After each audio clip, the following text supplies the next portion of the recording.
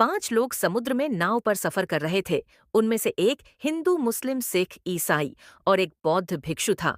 मौसम साफ था। लोग आपस में बातचीत कर रहे थे। अचानक आसमान में बादल छा गए और तेज हवाएं चलने लगीं।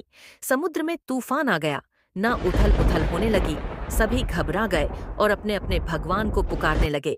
मुस्लिम व्यक्ति बोला, या अल्लाह मुझे बचा ले। तभी उसका अल्लाह आया और उसे बचाकर ले गया। तभी ईसाई बोला, हे गॉड, मुझे बचा ले। उसकी गोद आया और उसको बचाकर ले गया। अब सिख बोला, हे वाहेगुरु, मुझे बचा लो, मुझे बचा लो। और वाहेगुरु ने उसे बचा लिया। अब बौद्ध भिक्षु छू ने बोला, हे भगवान बुद्ध, मेरी मदद करो। और बुद्ध भगवान से बचा के लिए गए। अब अकेला हिंदू बच गया। नाव पर वह घबरा कर बोला, है भोलेनाथ, मुझे बचा ले। तब तक आधी नाव डूब चुकी थी।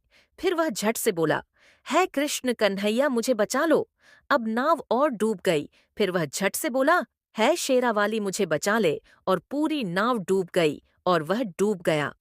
जब वह स्वर्ग में पहुंचा तो गुस्से में भगवान से कहा कि उन सभी को उनके भगवान ने बचा लिया और तुम हमें बचाने क्यों नहीं आए।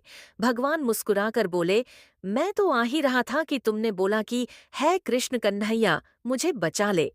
फिर मैं कृष्ण कन्हैया बनकर आने वाला था। तुमने बोला है माता शेरा वाली, मुझे बचा ले।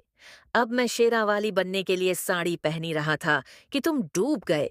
इसमें मेरी क्या गलती।